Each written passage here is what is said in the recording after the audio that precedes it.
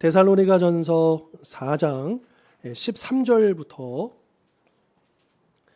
마지막 18절까지 말씀입니다.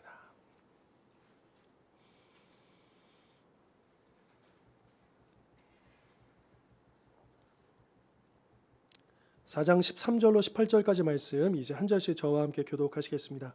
형제들아, 자는 자들에 관하여는 너희가 알지 못함을 우리가 원하지 아니하노니 이는 소망 없는 다른 이와 같이 슬퍼하지 않게 하려 함이라.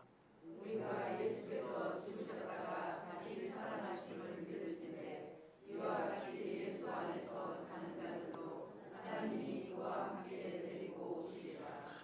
우리가 주의 말씀으로 너희에게 이것을 말하노니 주께서 강림하실 때까지 우리 살아남아 있는 자도 자는 자보다 결코 앞서지 못하리라.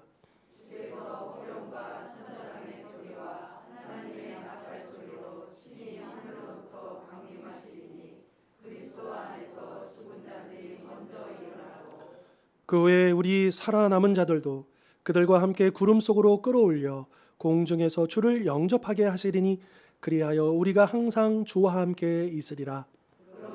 이러한 말로 서로 위로하라. 아멘. 자, 우리가 이제 2주 전에 우리 계속 이제 데살로니가전서 이어오면서 그 앞에 있는 본문에서는 우리가 하나님을 기쁘시게 하는 삶을 살아야 된다. 이 주제를 우리가 살펴보면서 두 가지를 얘기했습니다. 하나님을 기쁘시게 하기 위해서는 우리가 거룩하게 살아가기를 힘써야 되고 또 우리가 서로 사랑하기를 힘써야 된다. 거룩과 사랑에 대해서 우리가 배웠고요. 자, 그리고 이제 이어지는 오늘 본문 그리고 또 다음 시간에 우리가 살펴본 본문에서는 이 데살로니가 성도들이 사도 바울에게 질문을 한 겁니다. 궁금한 걸 물어본 거예요. 그러니까 아무래도 우리가 사도행전에서도 확인했던 것처럼 이 데살로니가에서는 오래 사역을 못했죠. 유대인들이 하도 난동을 부려가지고 어쩔 수 없이 사도 바울이 일찍 그곳을 떠날 수밖에 없었습니다. 그러다 보니까 이 데살로니가 성도들이 믿음은 있는데 정확한 그 말씀의 지식이 좀 부족했던 거죠. 그래서 당장 바울이 갈 수 없는 상황에서 이제 그의 영적인 아들인 디모데를 대신 보냈고 그를 통해서 이제 소식이 전해지면서 이 질문도 같이 왔던 것 같습니다.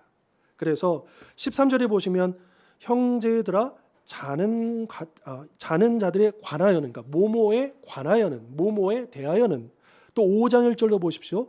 때와 시기에 관하여는, 이런 표현이 나오지 않습니까? 또 고린도전서를 보셔도요, 모모에 대하여는 이런 표현들이 나옵니다. 이건 다 뭐냐면 그 성도들이 사도 바울에게 질문을 한 거예요. 그래서 내가 거기에 대하여 이렇게 답변한다. 이런 이제 표현이다라고 하는 것을 우리가 또 알면 좋을 것 같습니다.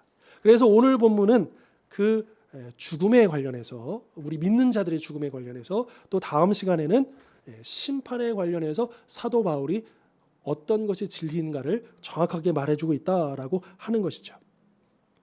자, 당시 이 재림에 대해서 데살로니가 성도들이 좀 잘못 알고 있었던 부분들이 있었다라고 하는 거죠. 그래서 그 문제 때문에 근심과 걱정이 있었던 것 같습니다. 그래서 바울은 그들의 그 근심과 걱정을 해결할 수 있는 그 답은 바로 복음 안에 있다라고 하면서 특별히 기독교의 소망인 이 부활의 믿음을 오늘 본문에서 강조하고 있는 거죠. 자, 그래서 13절 조금 전에도 봤지만 이렇게 시작합니다. 형제들아 자는 자들에 관하여는. 자, 여기서 잔다라고 하는 것은 우리가 피곤해서 쿨쿨 잔다 이런 의미가 아니겠죠? 이거는 이제 문학적인 표현입니다. 성경 다른 곳에서도 이렇게 나와요. 예를 들면 스데반이 순교할 때도, 스데반이 죽을 때도, 돌에 맞을 때도 스데반이 잔이라 이렇게. 그거는 이제 잠들었다는 의미가 아니잖아요. 그러니까 죽었다라는 의미를 그렇게 표현하고 있는 것이죠. 자, 그러면 여기 13절에서 그러면 자는 자들, 죽은 자들은 과연 누구냐라고 하는 거죠. 그 이들은 누구냐? 누구를 걱정했을까? 바로 예수님을 믿고 죽은 그 성도들을 가리키고 있다라고 하는 겁니다. 자, 이 당시에 데살로니가 성도들, 바울도 마찬가지고요. 이 당시 초대교회의 성도들은요, 예수님이 정말 곧 오실 거라고 확신을 하고 있었어요. 그러니까 예수님을 우리가 시간상으로 좀 계산해 본다면 AD 30년 전으로 예수님께서 돌아가셨고 부활하셨죠.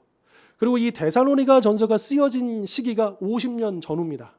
그러니까 불과 20년 정도밖에 안 된 시점이에요. 그러니까 이 시기에 초대교회든 다 전부 다 예수님이 약속이 바로 실현될 거라고 그렇게 믿고 있었습니다. 그러니까 그러다 보니까 그 믿음 때문에 어떤 오해가 생겼냐 하면 이제 예수님 곧 오실 텐데 예수님을 영접하지 못하고 먼저 죽은 성도들은 혹시 예수님과 함께 천국에 못 가는 거 아니야? 이제 이런 걱정이 생겼다라고 하는 거죠. 그런 질문이 생길 수 있잖아요.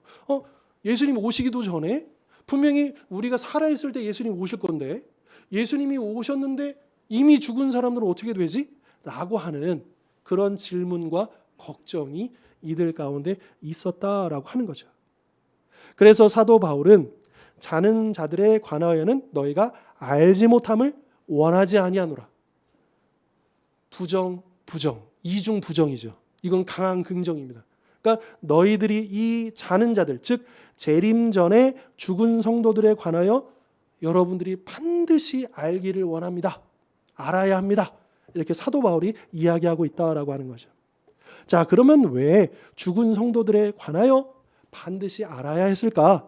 그 이유는요. 13절 하반절의 말씀처럼 소망 없는 다른이, 즉 믿음 없는 세상 사람들이 이 죽음에 대해서 슬퍼하는 것처럼 데살로니가 성도들도 슬퍼하지 않도록 하기 위해서다라고 하는 겁니다. 사실 이 죽음이라고 하는 것은 인류 모두 한 사람도 예외 없이 우리 믿는 자들 포함해서요 피할 수 없는 일이잖아요. 반드시 우리가 경험해야 하죠. 이 죽음이라고 하는 것. 그리고 근원적으로 이 죽음은 우리 인류에게 큰 두려움의 대상이기도 합니다. 그리고 또한 두려움뿐만 아니라 슬픔이기도 한 것이죠. 물론 성경은 말씀하십니다. 죽음은 원래 하나님의 창조 안에 있었던 게 아니죠. 하나님이 우리 인간을 죽도록 창조하신 게 아니죠. 영원히 살 수 있었어요. 그런데 왜 죽음이 이 세상에 들어왔느냐? 죄 때문이다라고 성경은 분명히 말씀하십니다. 그러니까 죽음은 자연스러운 게 아니에요. 당연한 게 아니에요. 근데 성경은 분명히 말씀하시죠. 그 죽음은 죄의 결과다. 죄로 인해서 들어온 것이다 라고 말씀하고 있고요. 자, 그래서 이 세상 사람들은 이 죽음을, 어떤 사람들은 죽으면 끝이야. 아무것도 없어. 한번 생각해 보신 적 있어요? 내가 죽으면 아무도 기억할 수도 없고 나도 없고 그냥 없을 무. 얼마나 허무합니까? 그러니까 이 죽음에 대해서 세상 사람들은 그런 생각을 갖기도 하고요. 또 어떤 사람들은 육체는 사라지지만 영혼은 계속 남아 있어서 어떤 상태로 있을 것이다. 이제 이렇게 생각하기도 하고, 또 이제 불교 같은 곳에서는 죽으면 어떻게 됩니까? 윤회라고 해서 다시 태어나는 거잖아요. 그러나 우리 기독교는 어떻습니까? 우리가 이 죽으면 우리가 사라지는 겁니까? 물론 우리의 육체, 이 썩어질 육체는 사라지고 썩어지는 것이지만, 그러나 분명히 성경은 그러니까 사실은 나라고 하는 그 존재는 그러니까 영혼하고 육체가 함께 이루어졌을 때 진정한 나이죠. 그런데 이 죽음을 통해서 이제 이 썩어질 육체에서 분리되었다가, 그리고 우리가 이따가도 다루겠지만 그 완전한 몸으로 부활해서 다시 하나가 되어서 이제 온전한, 그러니까 영만 부활하는 게 아니다라고 하는 거예요. 기독교의 소망은 영뿐만 아니라 육까지 완전한 인격적인 부활을 얘기하는 것이고요. 그것을 누가 먼저 첫 열매로 보여주셨냐면 예수님이 보여주셨죠. 신천지 같은 경우는 예수님이 육으로 부활했다는 걸 믿지 않습니다. 영이 부활했다고만 얘기해요. 그리고 그 예수의 영이 누구에게 임한 거예요? 그 이만희한테 임한 거예요. 그렇게 설명해요. 그러나 성경은 분명히 예수님이 육으로 부활하셨고요. 우리는 그것을 믿고요. 그리고 우리 또한 육으로 부활할 것, 그것을 우리가 믿는 것이죠. 자, 그렇기 때문에 이 땅에서 우리가 이 첫째 죽음이라고 불려지는 이 육체적인 죽음을 피할 수는 없지만, 그러나 끝이 아니라는 겁니다. 우리는 그것을 넘어서는, 그래서 완전하게 새로운 몸을 입고 주님과 같은 몸을 입고 부활할 그 소망이 우리에게 있다라고 하는 것이죠. 자, 그래서 죽음에 대해서 이 세상 사람들은 너무나도 슬퍼하고, 왜요? 끝이니까요. 이제 없어지는 건지 소망이 없는 거죠. 그러나 우리 기독교인들은, 우리 성도들은 그 죽음이 끝이 아님을 알기 때문에 그 죽음을 다르게 볼 수 있다라고 하는 것입니다. 물론 우리가 이 죽음은 끝이 아니고 이제 곧 우리가 다시 부활할 거니까 슬퍼하면 안 돼, 울으면 안 돼, 이런 의미는 아닙니다. 분명히 우리는 충분히 그 죽음을, 이제 우리 가족이나 또 우리 지인들 가운데 누가 그렇게 이제 장례가 나게 되면 우리는 충분히 애도할 수 있어야 합니다. 그 슬픔을 억제할 필요는 없습니다. 그러나 그것이 이 믿지 않는 세상 사람들의 그 슬픔과는 달라야 한다라고 하는 것이죠. 여러분, 기독교의 장례는요, 초점이요, 죽은 사람에게 맞춰지지 않습니다. 뭐 다른 종교나 이런 데 보면 뭐 그 죽은 영혼의 넋을 위로하고, 뭐 죽은 사람이 이제 노잣돈이 필요하다고 해서 뭐 이렇게 그 죽은 사람들에게 초점이 맞춰져 있잖아요. 그러나 우리 기독교의 장례 예식은 죽은 사람, 물론 우리가 인간의 도리로서 예를 갖추어서 그 마지막 가는 길을 우리가 모시지만, 그러나 초점이 어디 있느냐?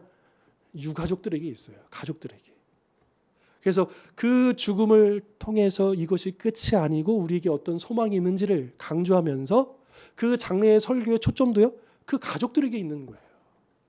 죽은 사람, 그러니까 이미 이 죽음에 넘어선 그 부분은 우리가 뭐 기도한다고 해서 천주교에서 얘기하는 연옥 교리처럼, 뭐 성경적인 근거는 없지만요, 그것처럼 뭐 어떤 중간 상태에 가가지고 여기 있는 사람들이 열심히 기도하면 거기서 뭔가 정화가 돼가지고 천국으로 넘어간다는 등 뭐 이런 말도 안 되는, 그러니까 우리는 그렇지 않아요. 이미 이 육체적인 죽음을 경험하기 전에 우리 운명은 결정되는 거죠. 예수님 믿었느냐 안 믿었느냐. 그래서 더욱더 이 복음의 시급성을 얘기할 수밖에 없는 겁니다. 이 땅에서 죽기 전에 예수님을 영접해야만 나중에 부활이 소망이 있는 것이죠. 그러나 문제는 우리가 언제 죽을지 모른다는 거예요. 올 때는 순서가 있지만 갈 때는 순서가 없기 때문에 나이가 어리고 적다고 해서 나는 더 오래 살 거라고 아무도 장담할 수 없잖아요. 그러니까 누구에게나 이 죽음은 언제 어떻게 찾아올지 모르는 것이죠. 그렇기 때문에 지금 복음을 들어야 되고 지금 복음을 영접하고 또 구원받아야 할 그런 시기인 것입니다. 자, 우리 성도들은요, 이 죽은 뭐 가족들, 지인들과의 일종의 이별이죠. 그래서 그 이별이 슬프기는 하지만 그러나 영원한 이별이 아닙니다. 그렇죠? 그리고 왜 영원한 이별이 아니냐면 아까도 이야기했던 것처럼 주님께서 재림하실 때 그들을 만나야 안 만나요? 만난다라고 하는 거예요. 그러니까 이거는 이별이 아니고 기다림입니다. 아마 이제 우리 성도님들마다 조금씩 이제 경험이 다르실 거예요. 이미 이제 가독줄 중에 이제 믿고 먼저 이제 하나님 품으로 가신 분들 같은 경우는 이제 그 소망이 있는 거죠. 그때 우리 주님 오실 때, 오늘 본문도 그렇게 이야기하고 있잖아요. 주님이 오실 때 그들을 데리고 오신다라고 말씀하시죠. 그들을 우리가 만날 겁니다. 그러니까 죽음은 영원한 이별이 아니라 잠깐의 기다림이다. 우리가 같은 죽음을 보더라도 이 세상 사람과 달리 우리가 볼 수 있어야 되겠다라고 하는 겁니다. 자, 14절 보시면요. 우리가 예수께서 죽으셨다가 다시 살아나심을 믿을진대, 즉 예수님의 부활을 믿는다면 이와 같이 예수 안에서 자는 자들도, 이제 예수님을 믿고 먼저 죽은 사람들도 하나님이 그와 함께 데리고 오실 것을 믿어야 한다라고 말하고 있습니다. 먼저 믿음 가운데서 돌아가시는 분들이 다시 우리와 만나게 될 그 근거가 뭐냐? 예수 그리스도의 부활이다. 그냥 그럴 거예요. 그러기를 바라죠. 이게 아니에요. 예수 그리스도의 부활이 바로 그것을 우리에게 약속해 주고 있다라고. 예수님의 부활을 우리가 믿는다면 하나님께서 그들을 데리고 오시리라. 이것을 우리가 믿어야 한다라고 하는 것이죠. 자, 그러면 재림 때 하나님이 예수 안에서 자는 자들을 데리고 오신다. 이게 무슨 의미일까? 우리가 조금 더 살펴보았으면 좋겠습니다. 자, 문자적으로 우리가 이것을 해석하면 하나님이 하늘에서 성도들을 데리고 땅으로 오신다. 이제 이렇게 우리가 이해할 수 있겠죠. 그냥 아무런 선입관 없이 그냥 문자적으로만 읽으면요. 자, 그런데 16절 보십시오. 16절에 이렇게 되어 있습니다. 그리스도 안에서 죽은 자들이 어떻게 돼요? 죽은 자들이 일어난다라는 표현이 있습니다. 자, 지금 두 가지의 이야기예요. 하나는 하나님이 그들을 데리고 오신다는 거예요. 또 하나는 그들이 땅에서 일어난다는 거예요. 아니, 하늘에서 내려오고 땅에서 일어나고 이게 뭐지? 이거 모순되는 거 아니야? 라고 우리가 생각하기 쉽지만 이것을 우리는 종합적으로 하나로 볼 수 있어야 한다라고 하는 거예요. 둘 다 맞는 말이라는 거예요. 왜 그러느냐? 제가 설명을 해볼게요. 자, 14절에서 하나님이 하늘에서 성도들을 데리고 땅에 오신다라고 하는 말씀은 그 영혼을 데리고 오시는 거예요. 자, 우리가 죽은 다음에 이제 뭐 천주교 같은 경우는 연옥설이 있고요. 그리고 이제 안식일교, 여호와 증인 같은 그런 곳에서는 이제 수면설, 자고 있다. 그러니까 성경에 그 표현이 있지 않느냐? 그래서 수면설, 잠들어 있다. 이제 이렇게 얘기하고요. 그러나 우리 기독교는 낙원설이라고 해서 우리의 영혼이 예수님께서 그 옆에 있는 강도가 회개한 강도가 예수님께 제 영혼을 기억해 주십시오 했을 때 예수님께서 뭐라고 하셨어요? 너가 오늘 나와 낙원에 있으리라 말씀하셨잖아요. 그러니까 그 말씀뿐만 아니라 또 다른 근거도 있지만 그 말씀을 우리가 쉽게 생각해 보면 낙원설을 우리가 지지하는 것이죠. 그러니까 근데 육체가 낙원에 갈 수 있는 건 아니에요. 영혼이, 우리의 영혼이, 구원받은 영혼이 그 낙원에 있다가 재림하실 때 그 영혼을 데리고 오시는 거죠. 그리고 동시에 아까도 말씀드렸지만 우리 인격적인 부활은 영혼만 부활하는 게 아니고 육체가 부활하는 거죠. 그래서 썩어진 우리 이 땅에서 이 썩어진 육체가 다시 재생되는 건 아닙니다. 전혀 새로운 몸이에요. 부활의 몸이에요. 과학적으로 성경은 설명하고 있지 않아요. 신학책이니까. 신학적으로만 이렇게 설명해 있어요. 예수와 같은 몸. 분명히 예수님이 부활하셨을 때 제자들이 못 알아봅니다. 그죠? 그리고 밀폐된 공간을 문도 안 여시고 시공간을 초월해서 나타나십니다. 그러니까 분명히 그 몸은 몸인데 이전에 그런 육체로는 다른 성질의 몸이에요. 그럼에도 불구하고 제자들 앞에 그 식사를 같이 하셨죠. 그죠? 그리고 도마에게 너 못자국, 창자국 만져봐라고 하셨죠. 그러니까 분명히 또 그 몸하고 비슷한 면도 있는 거예요. 그러니까 이게 우리가 성경이 말씀하시는 여기까지만 우리가 알 수 있을 뿐, 더 진짜 어떤 몸인지는 우리가 부활할 때 알게 되겠죠. 그런데 이 지식만으로 일단은 우리는 충분하다는 거예요. 우리가 구원만에 있어서 전혀 문제가 없다라는 거예요. 아무튼 우리의 부활의 몸이 이 부활한 영혼과 함께 하나가 되는. 그래서 하늘에서 데려오신다는 표현과 그 몸이 일어나는 표현이 다 맞다. 이걸 함께 이해를 해야 된다. 신천지는 어떻게 설명하느냐? 14만 4천의 순교자의 영혼이 있다고 그들은 주장해요. 물론 요한계시록에 그런 표현이 있어요. 물론 그것은 문자적인 의미가 아니죠. 신천지가 얘기하는 주장은 유치원 수준의 주장에 불과해요. 14만 4천이라고 하는 것은 12 곱하기 12 곱하기 만. 그러니까 구약의 12, 신약의 12, 그러니까 구약의 백성들, 신약의 백성들 많다. 그래서 구원받는 많은 영혼들을 얘기하는 건데 그들은 굳이 그것을 문자적으로만 해석해가지고 14만 4천 명 똑 떨어지게 14만 4천 명의 순교자 영혼들이 있고 이제 신천지 신도들 14만 4천 명.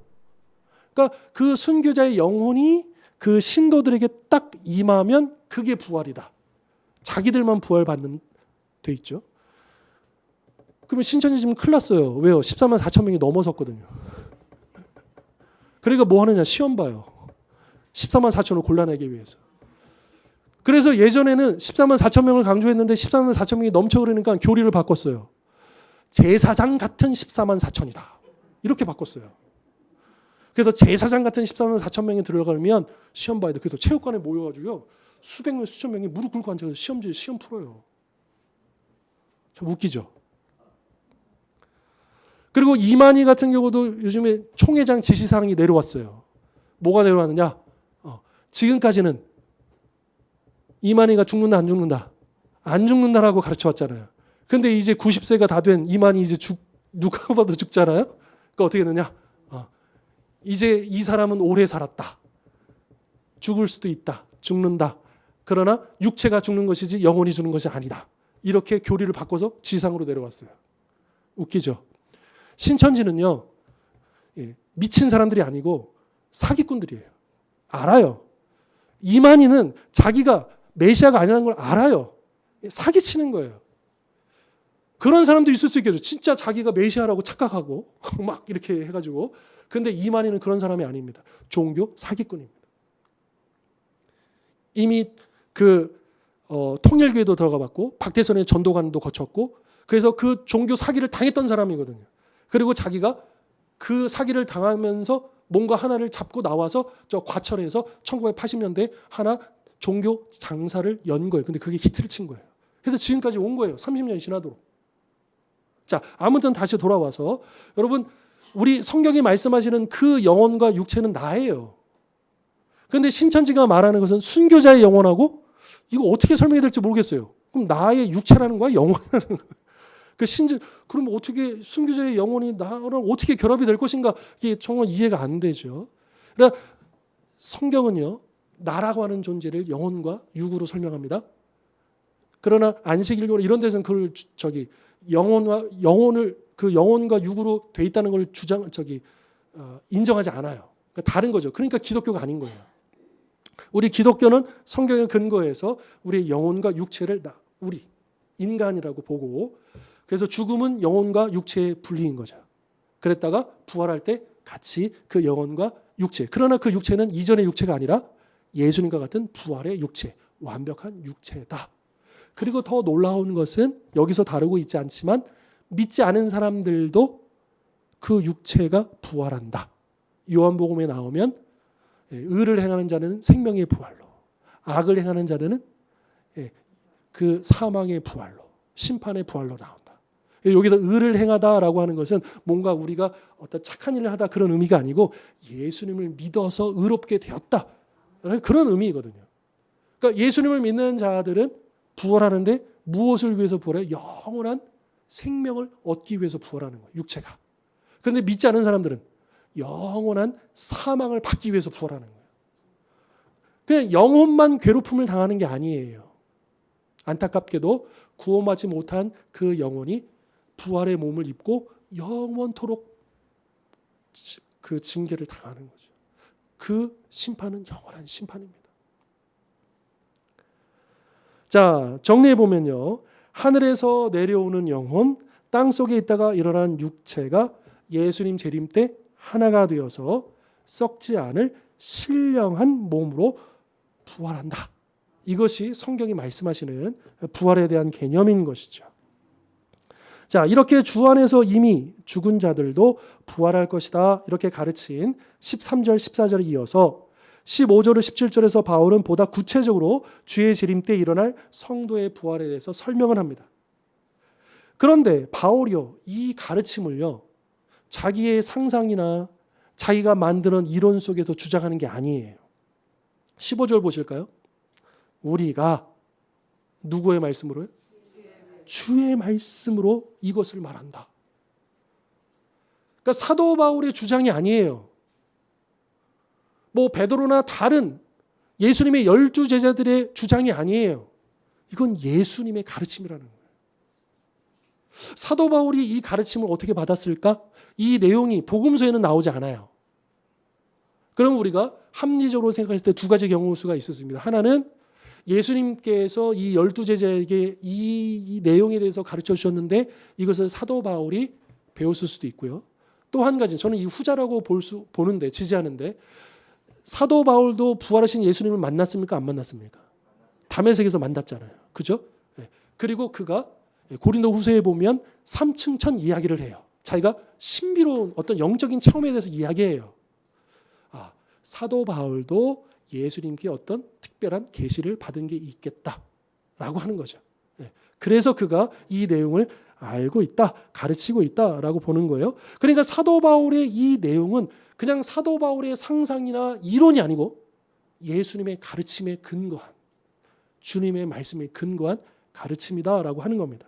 자, 그래서 15절에 주께서 강림하실 때까지 살아남아 있는 자들이 먼저 죽은 자들보다 결코 앞서지 못한다라고 말합니다. 이 말을 하는 이유는 뭐냐? 그러니까 여러분, 먼저 죽은 성도들 걱정하지 마십시오. 그 이야기인 거예요. 염려하지 않으셔도 됩니다. 예수님 재림하시기 전에 믿고 돌아가신 분들 이렇게 주님께서 함께 데리고 오실 거니까, 부활할 거니까 전혀 염려하지 마십시오. 이렇게 이야기하고 있고요. 그리고 그 다음 16절 보시면 주께서 호령과 천사장의 소리와 하나님의 나팔 소리로 친히 하늘로부터 강림하신다라고 이렇게 말하고 있습니다. 자, 여기서 강림하다라는 단어가요, 15절에도 강림하실 때, 16절에도 강림하시리니 똑같은 단어를 쓰고 있죠. 근데 한글로는 똑같지만 원문으로는 달라요.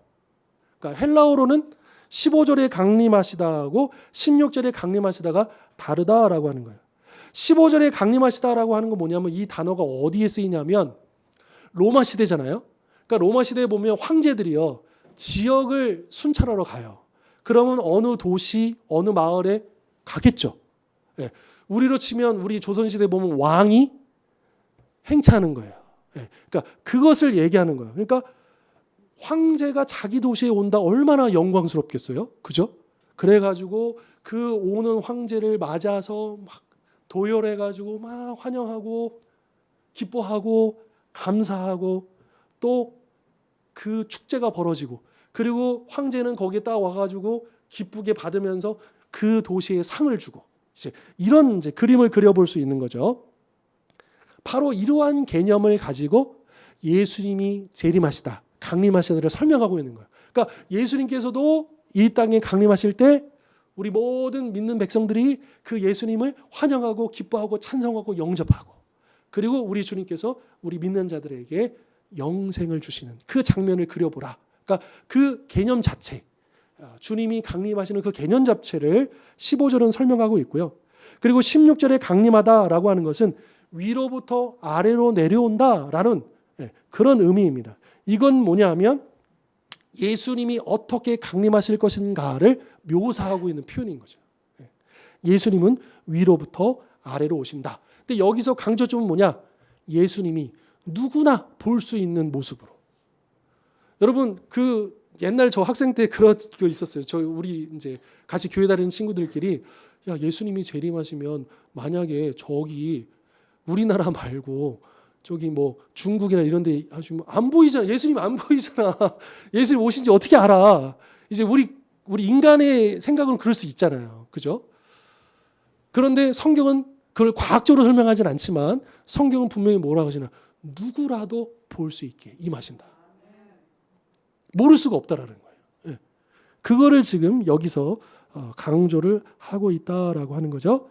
자, 이렇게 예수님이 누구나 볼 수 있도록 재림하시면, 강림하시면 그 다음에 순서가 있는데, 첫 번째로 그리스도 안에서 죽은 자들이 먼저 일어날 것이다. 아까 설명했던 그 육체의 부활이 일어나고요. 그리고 예수님께서 재림하실 때 살아있었던 사람들 있잖아요. 그 사람들은 육체가 일어설 수는 없죠. 살아있는 몸이니까. 하지만 그 몸으로는 천국에 갈 수가 없으니까 어떻게 되느냐? 그 몸이 변한다라고 해요. 변한다. 신비한 몸으로 변화될 것이다. 그래서 먼저 일어난 그들과 그리고 주님을 영접하면서 변화된 이 사람들이 함께 공중으로, 구름 속으로 끌어올려 공중에서 주를 영접하게 될 것이다 라고 말하고 있는 것이죠. 자, 이 부분을 조금 더 보완하기 위해서 부활장 어디입니까? 부활장. 고린도전서 사랑장은 13장이고 부활장은 15장이죠. 믿음장은 11에서 11장. 그러니까 이 부활장에 보면 한번 읽어보겠습니다. 이거는 현대어 성경 번역입니다. 읽어보겠습니다. 시작.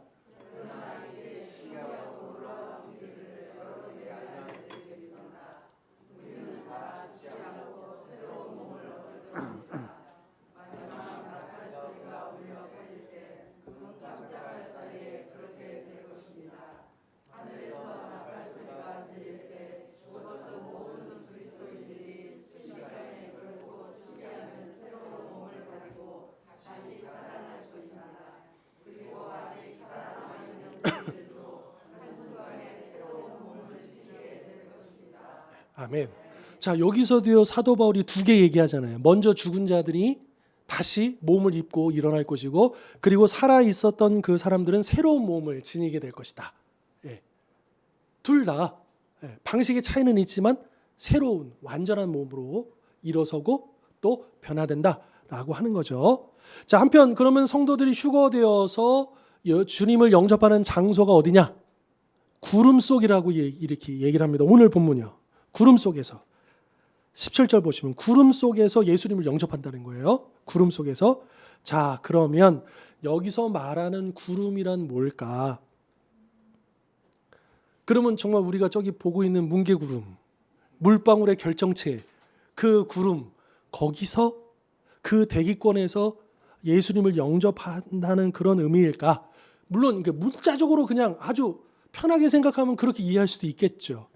자, 그러나 여기 보면 구름이라는 표현도 나오지만 공중이라는 표현도 나옵니다. 그럼 공중은 이 대기권을 얘기하는 게 아닙니다. 왜냐? 여러분 에베소서에 보면 이 사탄을 뭐라고 설명하고 있냐면 권세를 잡은 자인데 무슨 권세를 잡은 자예요? 공중 권세를 잡은 자예요. 그러면 영적인 존재인 사탄이 이 땅 지구하고 저 하늘에 있는 그 사이에 있는 이 대기권을 지금 사탄이 차지하고 있다는 그런 의미입니까? 그게 아니다라고 하는 거죠. 그러니까 즉 이거는 문자적인 의미가 아니고 문학적인 표현, 상징적인 의미가 있다라고 하는 겁니다. 그러니까 우리가 구름 속으로 끌어올려 공중에서 우리 주님을 영접했다라고 하면 우리 인간의 머리로는 그림을 그릴 수밖에 없죠. 우리가 떠올라? 그래가지고 구름 속에서 야 예수님 영접해 이런 그림을 떠오르기 쉽지만, 그러나 그것은 문자적으로 이야기보다는 그 의미가 뭐냐, 그 본질을 우리가 집중할 필요가 있는 거죠. 일단 이거는 확실해요. 과학적으로 어떻게 설명해야 될지는 우리는 모르지만 성경이 말씀하시지 않으니까요. 근데 예수님은 우리가 다 볼 수 있도록 임하신다는 거예요. 이건 분명한 이 부분 우리가 분명히 해야 되고요. 그리고 이미 죽은 자들이든 살아있는 자들이든 주님을 어떤 방법으로든 영접한다라고 하는 거예요. 그게 반드시 꼭 휴거돼 가지고 구름에서, 그러니까 여러분 이 구름에서 휴거되는 이 부분을 강조하는 사람들은요, 뭘 또 강조하느냐? 환란전 휴거설 이래 가지고 요한계시록을 보면 이제 전후 3년 반, 7년 동안의 대환란에 대한 이야기가 있죠. 물론 이것도 상징적인 의미로 우리가 이해를 해야 되는데, 이거를 이제 세대주의자들이나 이런 신천지나 이런 사람들 같은 경우는 그걸 문자적으로 이해해가지고 정말 예수님이 그러니까 완전히 재림하시기 전 공중에서만 딱 계시고 구원받은 사람들을 딱 끌어올린 다음에 여기 남아있는 사람은 다 심판받은 사람들이에요. 그래서 7년 동안 그러니까 대환란이 임한다. 그리고 이렇게 온다. 이거를 보통 이제 전천년설이라고 하거든요. 물론 이제 전천년설도 세대주의 전천년설이 있고 역사주의 전천년설이 있는데, 여기서 세대주의 전천년설 좀 헷갈리시죠? 좀 복잡하시죠? 제가 나중에 또 다시 한번 설명해 드릴게요. 예전에 제자 훈련할 때 제가 또 이거를 한 적이 있습니다. 종말론 한 학기 동안 한 적이 있어요. 그런데 여기서 핵심이 뭐냐면 그렇게 문자적으로 해가지고 진짜 우리가 저 구름에 떠 있고 7년 동안 여기는 환란이 일어나고 이렇게 이해하시면 곤란하다라고. 이건 문학적인 표현이에요. 이거를 요한계시록 같은 경우도 사도 요한이 환상을 봤어요. 분명히 봤어요. 근데 사람의 말로 설명하기가 어려운 거예요. 그러니까 어떻게 설명했느냐? 구약의 언어를 가지고 설명한 거예요. 구약에서 말하던 말을 가지고 설명을 한 거예요. 그렇기 때문에 요한계시록은 문자적으로 이해하기 어려운 상징과 비유가 잔뜩 있습니다. 그런데 그 상징과 비유를 풀어낼 수 있는 열쇠는 이만희에게 있는 게 아니고 구약 성경에 있는 거죠. 그래서 요한계시록을 잘 이해하기 위해서는 구약 성경을 알아야 돼요. 이만희가 필요 없어요. 구약 성경을 잘 알면 다니엘서라든지 에스겔서라든지 구약에서 말하고 있는 그 의미들을 알면 이 요한계시록이 왜 무엇을 말하고 있는가 풀려지는 것이거든요. 아무튼 다시 돌아와서 구름 속으로 끌어올려 공중에서 주를 영접한다라고 하는 것을 물론 문자적으로 이해하는 것이 무조건 틀렸다라고 하는 건 아닙니다. 우리가 어릴 때는 어때요? 이해하기가 어려우니까 이렇게 그림으로 이해하고 그렇게 되겠지 이렇게 할 수는 있어요. 그러나 그것을 참고할 뿐이지 반드시 그렇게 되어야만 한다라고 너무 그거를 딱 좁은 의미로만 생각하시면 또 곤란하다라고 하는 거죠. 좀 더 유연하게, 그리고 우리가 지금은 이해할 수 없지만 그러나 여기서 말씀하신 그 표현들이 그래서 그렇게 표현했구나를 알게 되는 날이 오게 될 것이다. 그래서 꼭 그것을 문자적으로만 이해할 필요 없고, 분명한 것은 우리 주님은 누구라도 볼 수 있도록 임하시고 우리는 그분을 영접하게 될 것이고 그리고 그분과 함께 영원히 있게 될 것이다. 이것만 알면 된다는 거예요. 이것만 확실히 붙잡고 있으면 된다는 거죠. 그리고 이러한 올바른 믿음을 가지고 18절에서 서로 위로하고 격려하십시오. 믿음 없는 세상 사람들처럼 그 죽음 때문에 너무 슬퍼하거나 걱정하지 말고 올바른 이 말씀을 붙잡고 올바른 믿음 위에서 이 죽음을 잘 바라보고 또 소망을 놓치지 말고 혹여라도 여전히 염려하는 사람들을 격려해 주십시오. 위로해 주십시오. 이렇게 말하고 있는 것입니다. 자, 그러므로 우리 성도들은 죽음을 영원한 이별이라고 생각해서 과도하게 슬퍼하거나 두려워해서는 아니 될 것입니다. 또 예수 안에서 자는 자들이 일어나는 그날까지 잠깐의 기다림이라 여기며 부활의 소망을 더욱더 굳게 붙잡아야 하는 것이죠. 그리고 마지막으로 우리는 오늘 본문에서 15절 17절에서 사도 바울의 표현을 주목할 필요가 있습니다. 그게 뭐냐? 우리 살아남아 있는 자라는 표현입니다. 이게 왜 중요하냐? 뭐 이상할 게 없는데 우리 살아남아 있는 자. 고린도 이 부활장에도 보면 그 표현이 계속 나와요. 여기서 우리가 기억할 건 뭐냐? 아까 서두에 제가 말씀드렸는데요. 사도 바울은요, 이 이야기를요, 확신을 가지고 얘기해요. 왜? 주님의 말씀이잖아요. 근데 어떤 확신이냐? 사도 바울도요, 자기가 죽기 전에 예수님이 재림하실 것을 믿었다. 확신했다. 그래서 데살로니가 이 당시요. 데살로니가 성도 여러분들, 우리는요, 살아남아서 예수님 영접할 겁니다. 이렇게 얘기하고 있다는 거예요. 그만큼 사도 바울은 예수님이 자기가 살아있는 동안에 어서 오시기를 열망했다, 갈망했다라고 하는 것이죠. 여러분, 손꼽아 기다리다 이 표현 우리가 자주 쓰잖아요. 우리가 언제 무엇을 어떤 일을 손꼽아 기다립니까? 네. 여러분, 이 입시 시험을 치른 수험생들 그 합격자 발표를 얼마나 손꼽아 기다리겠습니까? 군에 입대한 군인들, 저도 기억나는 게 딱 입대했는데 구지 수첩을 줘요. 근데 저 때는 이제 2년 2개월 군복무를 했으니까 한 600일 훨씬 넘잖아요. 거기 보면 이제 3년치 달력이 있어요. 그러면 거기다가 X 표시를 이렇게 하는 거예요. 그래서 6주 훈련 받고 자대 배치 받아가지고 X 표시 얼마나 돼 있냐 했더니 아직도 600일이나 넘게 남았어. 막 그 기억이 나요. 그러면서 매일매일 이렇게 치면서 그날만을 기다리는 거예요. 아직도 기억나요. 1998년 11월 2일. 그날 잊을 수가 없어요. 그 전날도 잊을 수가 없어요. 그 전날 제가 그 복도에서 불침범을 섰거든요. 그 제대하는 날 아침을 잊을 수가 없어요. 저랑 그 교대하는데 그 친구는 제대할 날이 아주 많이 남았고 저는 이제 오늘 제대하잖아요. 안녕. 여러분, 손꼽아 기다리는 거예요.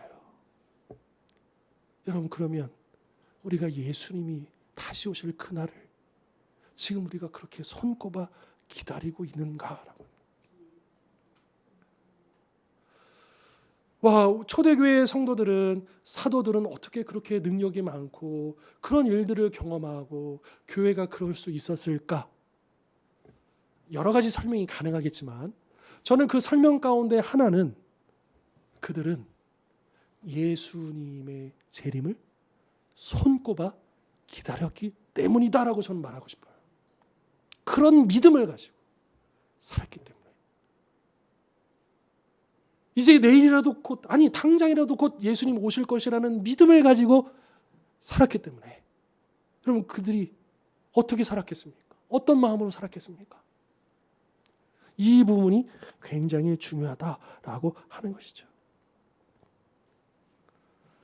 물론 오늘 우리에게는 정말 기다려지는, 어서라도 빨리 해결받길 원하는 문제들, 또 질병들, 또 여러 가지 많은 일들이 있습니다. 빨리 해결되고 빨리 응답받고 빨리 벗어나기를 원하는 그 문제들이 있지요. 맞습니다. 그러기를 저도 바라고요. 하지만 우리 성도들은 그 어떤 일보다도 주님이 오시기를 손꼽아 기다려야 한다라고 하는 것이죠. 내가 살아있을 때 그날이 오기를 열망해야 한다라고 하는 것입니다. 그래서 초대교회 성도들의 인사말이 뭐였냐? 마라 아타. 예수여 오시옵소서. 이게 그들의 인사말이었어요.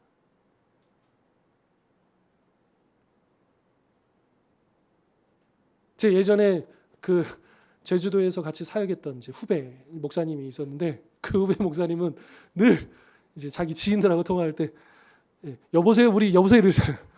마라나타 그렇게 인사를 시작하더라고요. 그래서 저는 그걸 보면서 처음에는 조금 약간 이제 웃겼는데 생각해 보니까 너무 성경적인 거예요. 아, 그렇지. 우리가 그걸 자꾸 잊어버리지. 우리의 고백을 잊어버리고 있구나. 진짜 우리가 뭔가 빼먹고 살고 있는데 그게 뭘까라고 생각했는데, 예수님이 다시 오시는 것을 우리가 얼마나 열망하고 있는가, 얼마나 기다리고 있는가. 혹시 우리 성도님들 어릴 적이에요, 소시적에 소풍 가는 날 기다려 보셨죠? 비가 오나 비가 안 와야 되고, 그날 얼마나, 여러분 그 전날 밤 물론이고 일주일 전부터, 한 달 전부터 그 소풍 가는 날 기다리시지 않으셨어요? 혹시 우리가 예수님의 재림을, 우리가 그 어릴 때 순수했을 때 그 소풍 기다리던 이만큼도 기다리지 못한다고 한다면, 우리 주님 앞에서 우리가 얼마나 죄송스럽고 우리의 믿음이 지금 뭔가 빠져 있는데 그 부분이 아닐까라고 하는 것이죠. 물론 바울은요, 우리가 손꼽아 기다린다는 것이 그저 날짜만 세고 그날이 언제 올까 이렇게 있으라는 의미는 아닙니다.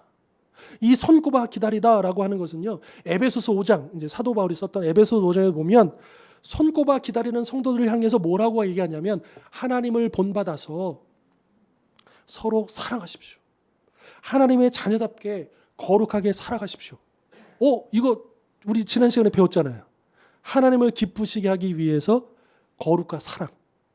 여러분, 우리 그 지난 시간에도 제가 표로 보여드렸지만, 이 데살로니가 후반부는요, 성도들의 삶을 이야기하는데 그 핵심이 뭐라고요? 재림. 예수님의 재림에 맞춰져요. 종말에 맞춰져 있는 거예요.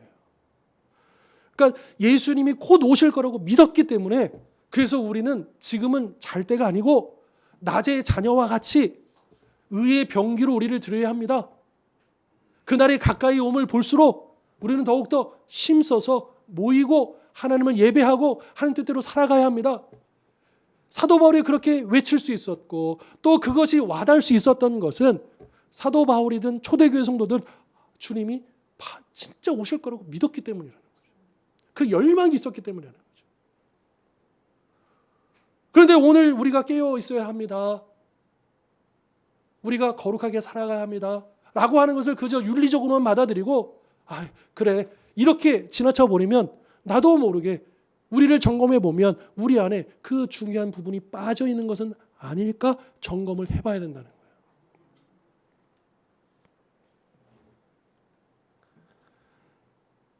더불어서 사도 바울은 얼마 남지 않았기 때문에, 주님이 곧 오실 것이기 때문에 주님께서 기뻐하시는 일을 늘 분별하고 지혜로운 자가 되어서 세월을 아끼라, 이렇게 말합니다. 왜냐하면 이 세상의 때가 얼마 남지 않아 악하기 때문인 것이죠. 그러므로 우리 믿는 자들에게 죽음이란 부활의 소망을 더욱 붙잡게 만드는 은혜임을 깨달으시길 바랍니다. 죽음을 볼 때마다, 죽음을 경험할 때마다 믿음 없는, 소망 없는 세상 사람들처럼 너무 슬픔에 빠지기보다는 이 죽음을 넘어선 그 소망을 바라보게 하는 그 은혜를 경험할 수 있어야 한다는 것이죠. 그리고 재림의 그날 부활의 몸을 입고 영원히 주님과 함께 할 것을 손꼽아 기다리며 그날까지 세월을 아끼고 주님께서 기뻐하시는 일에 더욱더 힘써서 한 걸음 한 걸음 나아가는 우리 모든 성도님들 되실 수 있기를 주님의 이름으로 축원합니다. 기도하겠습니다. 거룩하신 하나님 아버지, 오늘도 귀한 말씀 들었습니다. 이 말씀 가슴에 새기며 다시 한 번 더 우리의 신앙을 점검해 보기를 원합니다. 주님, 우리에게 마라나타 그 절실한 고백이 나오게 해주십시오. 주님 앞에 서기를 갈망하게 해주십시오. 주님께서 어서 오시기를 그렇게 손꼽아 기다리는 믿음을 주시고 남은 그 시간 주님 앞에 설 때까지 깨어서 세월을 아끼며 주님이 기뻐하시는 길로 달려나가는 우리 모든 성도님들 될 수 있도록 축복하여 주시옵소서. 예수 그리스도의 이름으로 기도하옵나이다. 아멘.